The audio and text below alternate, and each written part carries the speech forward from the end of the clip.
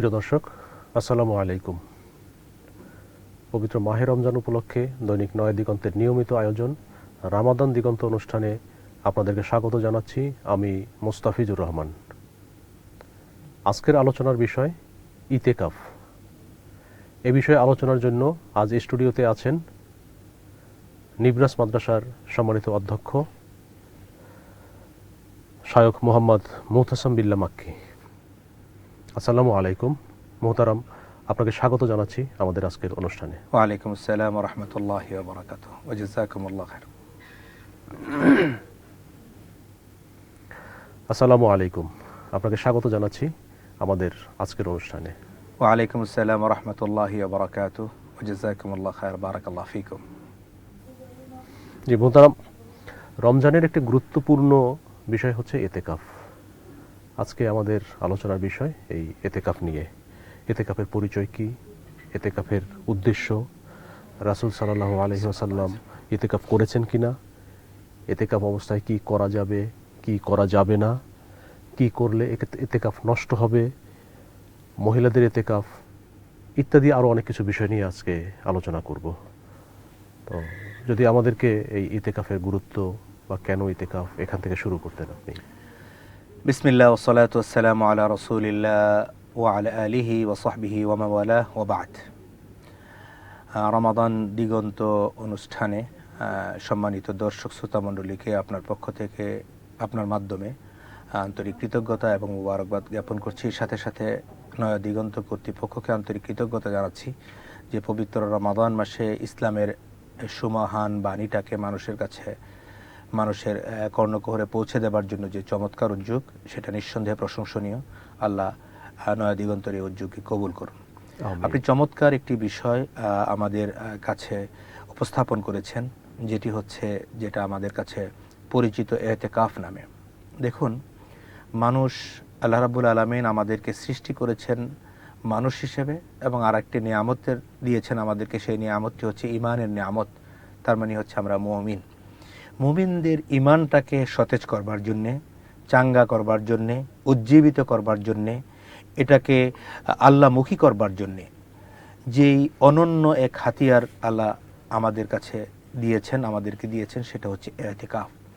এতেকাফের মাধ্যমে মুমিনের ইমানটাকে সতেজ করা যায়, চাঙ্গা করা যায়, উজ্জীবিত করা যায় এবং এটাকে নতুনভাবে সামনের দিকে এগিয়ে নিয়ে যাওয়ার চেষ্টায় নিজেকে সেখানে যুক্ত করা যায়।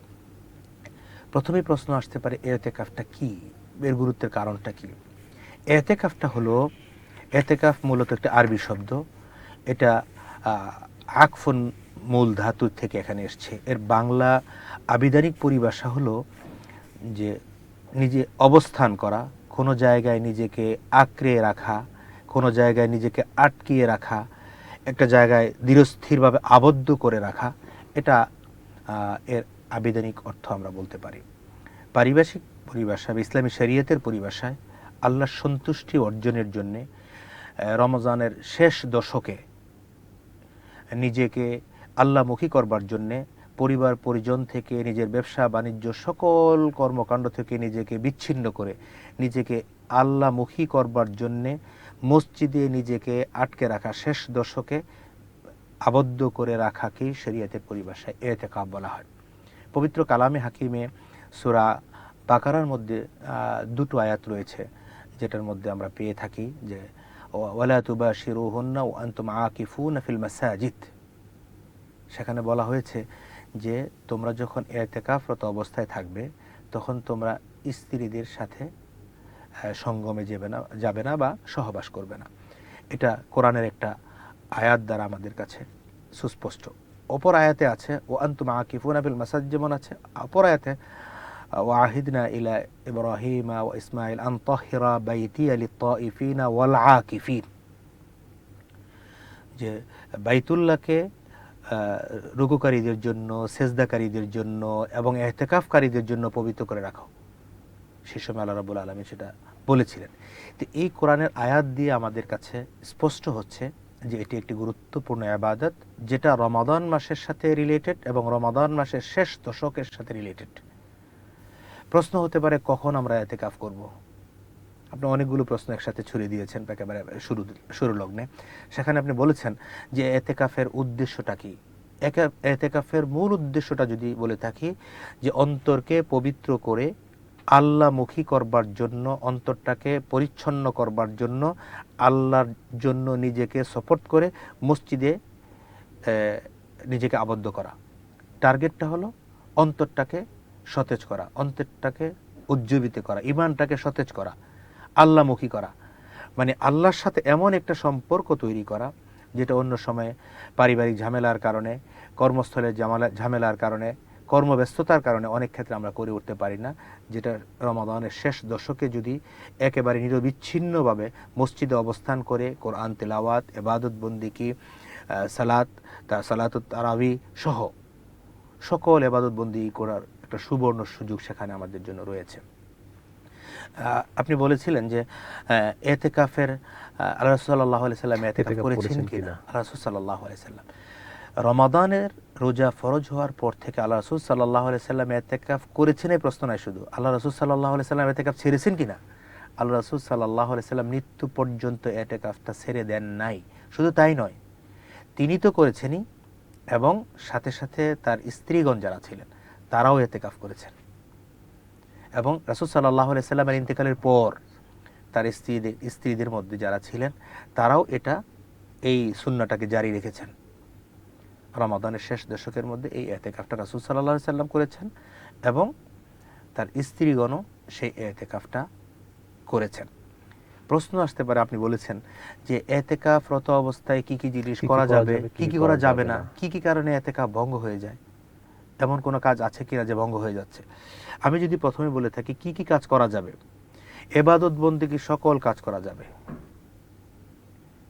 এটা হলো সাধারণ। এর মধ্যে যদি আমরা একটু বিভাজন করে দিই, আপনি কোরআন তেলাওয়াত করতে পারবেন, আপনি কোরআন নিয়ে গবেষণা করবেন, সালাত আদায় করবেন, তাহাজ্জুদের নামাজ পড়বেন, দোয়া করবেন, আজগার করবেন, ইস্তেগফার করবেন, যাবতীয় ইবাদত বন্দেগী এগুলো করতে। নিষেধ কি কি জিনিস, কি কি জিনিস করা যাবে না। এক নম্বর হলো যে আপনি মসজিদের মধ্যে আছেন, মসজিদে যদি আপনি মসজিদ থেকে বিনা প্রয়োজনে বেরিয়ে যাচ্ছেন, আপনার এতেকাফ নষ্ট হয়ে যাবে। আপনি এতেকাফরত অবস্থায় বিনা প্রয়োজনে বের হওয়ার আপনার কোনো সুযোগ সেখান থেকে নেই, আপনি সেখানে অবস্থান করতে হবে। এরপরে কেউ মনে করলো পারিবারিক কাজগুলো সমাধান, অফিসের কাজগুলো ঠিক আছে, এই ফাইলগুলো নিয়ে এসে আমি স্বাক্ষর করবো বসে বসে, এটা সাধারণত এতেকাফের বৈশিষ্ট্যের মধ্যে নয়। এতেকাফে মানে আপনি দুনিয়ার কর্মকাণ্ড থেকে নিজেকে বিচ্ছিন্ন করে আল্লাহমুখী করবার একটা রাস্তা হচ্ছে এতেকাফ। সেক্ষেত্রে প্রাকৃতিক কাজের জন্য তো আমি মসজিদ থেকে বাইরে বের হতে পারবো, নিঃসন্দেহে যেই কাজটি করলে এতেকাফ আপনার নষ্ট হবে না। যেমন আপনার যদি প্রাকৃতিক কাজের প্রয়োজন হয়, মসজিদে অনেক মসজিদের ভিতরে প্রাকৃতিক কাজ সারার যে টয়লেটগুলো সেখানে পাশে না, একটু দূরে, সেক্ষেত্রে আপনি অবশ্যই বের হতে পারবেন, কোনো সমস্যা নেই। শুধু তাই নয়, যদি আপনার যেমন সেহরি করতে হবে, ইফতার করতে হবে, আপনার বাসার থেকে খাবার আনবার মতো লোক আপনার নেই, আপনাকে এই সহায়তা করবার মতো লোক আপনার নেই, সেক্ষেত্রে যদি আপনি বাসার থেকে একেবারে দূর থেকে খাবারটা নিয়েও আসেন, সেক্ষেত্রেও সমস্যা। অনেকে বলেছে এটাও সমস্যা নেই। কেউ জানাজায় ইন্তেকাল করেছেন, তার জানাজায় অংশগ্রহণ করবার জন্য দূরে যেতে হবে, সেটাও বলেছেন যে না, সেই জানাজাতেও আপনি, অনেক ক্ষেত্রে রোগী অসুস্থ, খুব বড় ধরনের রোগে আক্রান্ত, আপনার তার পাশে তাকে একটু দেখতে যাওয়া দরকার, সেটার ক্ষেত্রেও কেউ কেউ বলেছেন যাবে, অনুমতি দেওয়া আছে। তবে হ্যাঁ, একেবারে নিজে একটা কারণ তৈরি করে মসজিদ থেকে বের হওয়ার একটা রাস্তা তৈরি করলাম, আল্লাহর সাথে যাতে এখানে চতুরতা বা চালাকির কোনো আশ্রয় নেওয়া না হয়, সেটাকে মাথায় রেখে যে কোনো প্রয়োজনে, যেমন আমরা বাইতুল্লাহতে যারা এতেকাফ করে থাকেন, বাইতুল্লাহর ভিতরে আপনারা জেনে থাকবেন মসজিদের যে মসজিদ যেখানে সেখানে শোয়া বা নামাজের যে জায়গাটা, সেখানে কিন্তু খাবারের ব্যবস্থা থাকছে না। স্বাভাবিক কারণেই মুতাকিফিনরা যারা এতেকাফ যিনি করে থাকেন তাকে মুতাকিফ করা হয়, মুতাকিফ বলা হয়। মুতাকিফিন যারা, তারা স্বাভাবিক কারণে খাবারটা গ্রহণ করবার জন্য বেরিয়ে আসতে হয়, মসজিদ থেকে বের হতে হচ্ছে। কোনো কোনো ক্ষেত্রে সেখানে যদি দোকানে গিয়ে খেয়ে আসতে হচ্ছে, সেহর করতে আসতে হচ্ছে, সেটাও করার ক্ষেত্রে কোনো বিধিনিষেধ নাই। এরপরে আপনি কি কি করতে পারবেন না, যেটা যেমন কেউ একটা ভুল ধারণা আছে যে আমরা মাথার চুল আঁচড়ানোটা, এটা মনে এতেকাফ করলে মনে হয় করা যাবে না। না, নখ কাটা, এটা আপনি চুল আঁচড়াতে পারতে কোনো সমস্যা নেই, আপনি আতর সুগন্ধি ব্যবহার করতে কোনো প্রবলেম নেই, আপনি নখ কাটছেন সেটাও কোনো সমস্যা এখানে নেই। তবে এমন কোনো কাজ করা যাবে না যেটা দুনিয়াবি কাজে। আপনি সেখানে বাজার করতেছেন, অনলাইনে বসে বসে মোবাইল টিপে টিপে বাজারের কাজ সারছেন, এটা ইতিকাফের জন্য শোভনীয় নয়, এটা বর্জনীয় এটা করা। তবে এতেকাফ ভেঙে যায় বিষয়টি বলা যাবে না, মোবাইলটার সাথে না রাখাটাই ভালো। মোবাইলটা নিঃসন্দেহেই তথ্য প্রযুক্তির একটা উৎকর্ষতার একটা প্রমাণ, কিন্তু ইবাদত বন্দিগি থেকে নিজেকে দূরে রাখবারও একটা মাধ্যম, এটা কিন্তু অস্বীকার করবার কোনো সুযোগ আসলে নেই। আমরা নিজেরা সকলেই এটার মধ্যে আক্রান্ত। এই আক্রান্ত থেকে নিজেদেরকে হেফাজত করার চেষ্টা আমাদেরকে করতে হবে। আপনি যদি টার্গেট নেন যে পুরো রমজানের শেষ দশকের মধ্যে আমি ইতিকাফরত অবস্থায় যদি আমরা পুরো কোরআনটাকে তেলাওয়াতের পাশাপাশি বুঝে পড়বার চেষ্টা করা, আফালা ইয়াতাদাব্বারুনাল কোরআন আম আলা কুলুবিন আকফালুহা, তোমাদের অন্তরে কি হয়েছে? তোমাদের অন্তরটাকে কি তালাবদ্ধ করে দেওয়া হয়েছে যে তোমরা এটার ভিতরে কি বলা হয়েছে তা বুঝতে পারছো না? কোরআনটা কিন্তু আমাদের জন্য আল্লাহর পক্ষ থেকে একটা প্রেসক্রিপশন। সেই প্রেসক্রিপশনটা ডাক্তারের পক্ষ থেকে যেমন ব্যবস্থাপনাপত্র, আল্লাহর পক্ষ থেকে আমাদের জন্য এটা প্রেসক্রিপশন। তো প্রেসক্রিপশনের যদি নির্দেশনাটা আমি না মানি, যে নাপা দিয়েছে রাতে ঘুমোতে যাওয়ার আগ মুহূর্তে খাওয়ার জন্য, এটা যদি আমি একটার পরিবর্তে দুটো খেয়ে ফেলি দুপুরের সময়, ডাক্তার বলেছে রাতে খেতে, আমি খেয়ে ফেলছি দুপুরে, এটা যেমন কার্যকারিতা পাওয়াটা একটু কঠিন, ঠিক তেমনিভাবে কোরআনটাকে বুঝে পড়বার চেষ্টা আমাদের জায়গা থেকে করা উচিত।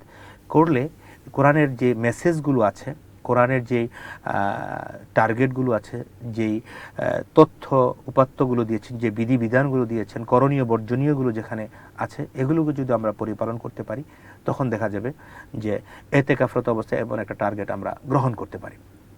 এরপরে আপনি আল্লাহকে সেজদারত অবস্থায় গিয়ে আল্লাহকে আপনার আমার মনের আকুতি মিনতি সকল কথা তো আল্লাহকে বলতে পারি। সেখানে যে আপনি আরবি বলবেন যে আমি আরবিতে দোয়া পারছি না, আমি কি বলবো আল্লাহকে?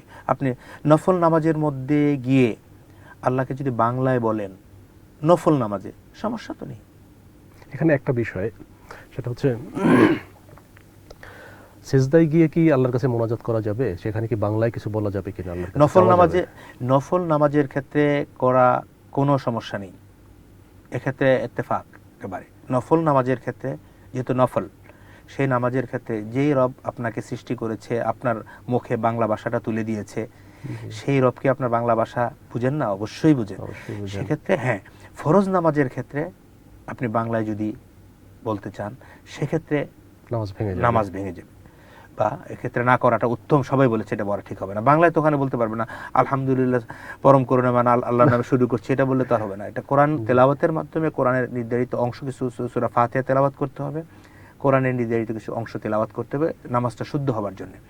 কিন্তু নফল নামাজের ক্ষেত্রে, যেহেতু তাহাজ্জুদের নামাজটা নফল নামাজ, সেই নামাজের ক্ষেত্রে আপনি আপনার মনের আকুতি, মনের যে চাহিদা, যে অভাব, যে সমস্যা, সকল সমস্যাগুলো আল্লাহ রাব্বুল আলামিনের কাছে নিজ ভাষায় আপনি বলতে পারেন। এক্ষেত্রে আমি সেটা করি নিজের ক্ষেত্রে, অনেক ক্ষেত্রে করবার চেষ্টা আমরা করি, সেক্ষেত্রে আমরা এটাকে গ্রহণ করতে পারি। এরপর আল্লাহর কাছে মাপ চাওয়া, আল্লাহর কাছে ক্ষমা চাওয়া, ইস্তেগফার, বেশি বেশি করে ইস্তেগফার পড়া, এই কাজগুলো। এক্ষেত্রে মনে হয় যে আমরা পুরনো যে ভুল ত্রুটি আছে কিংবা কোনো অন্যায় করে থাকি, সেই জিনিসগুলোকে স্মরণ করে করে তওবা করা বা ইস্তেগফার করাটা বেশি। অবশ্যই আপনি একটা অন্যায় করে ফেলেছেন, একটা কবিরা গুনাহ হয়তো আপনার দ্বারা হয়ে গিয়েছে, সেই জায়গাতে যদি আপনি আল্লাহর কাছে তওবা করে যে ভবিষ্যতে আমি এই কাজটার পুনরাবৃত্তি করতে চাই না, এই সিদ্ধান্তে আমি উপনীত হয়েছি, আল্লাহ আপনি আমাকে ক্ষমা করে দেন, এটা হাক্কুল্লাহ, আল্লাহর সাথে রিলেটেড একটি বিষয় যদি থেকে থাকে, হক্কুল ইবাদ যদি থেকে থাকে, মানুষের সাথে রিলেটেড, বান্দাদের সাথে রিলেটেড, তাহলে বান্দার কাছ থেকে সেই ক্ষমা চেয়ে নিতে হবে। আর যদি আল্লাহর সাথে রিলেটেড, আল্লাহর কাছে তো আল্লাহ তো শেষ রাতে সেই কথাই বলতে, উদউনি আস্তাজিব লাকুম, তোমরা আমার কাছে চাও, আমি তো দেওয়ার জন্য প্রস্তুত।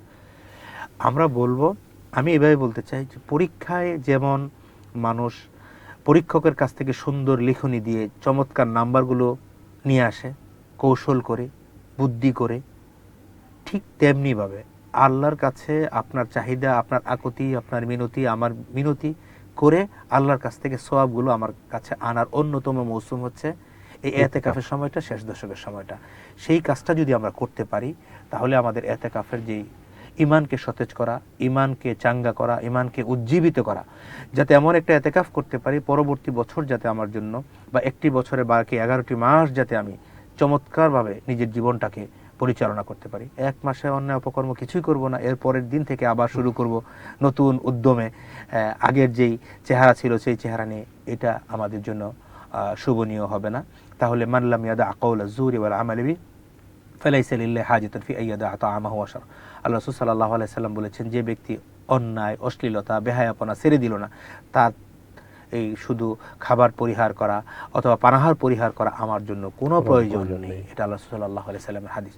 সুতরাং আমি বলতে চাই সম্মানিত দর্শক শ্রোতা মণ্ডলীকে, সামনে আমাদের জন্য যে মৌসুমটা আছে, সে শেষ দশকটা আছে, এই দশকের মধ্যে আমাদের যদি সুযোগ থেকে থাকে আমরা এতেকাফ করবার সুযোগ নিতে পারি এবং আল্লাহ রাব্বুল আলামিনের কাছ থেকে আমার ইমানটাকে সতেজ করবার জন্য, ইমানটাকে চাঙ্গা করবার জন্য, উজ্জীবিত করবার জন্য আমরা আমাদের প্রাণান্তকর প্রচেষ্টা চালালে আল্লাহ রাব্বুল আলামিন আমাদেরকে এর বিনিময়ে হয়তো জান্নাতুল ফিরদাউসের মেহমান করতে পারেন।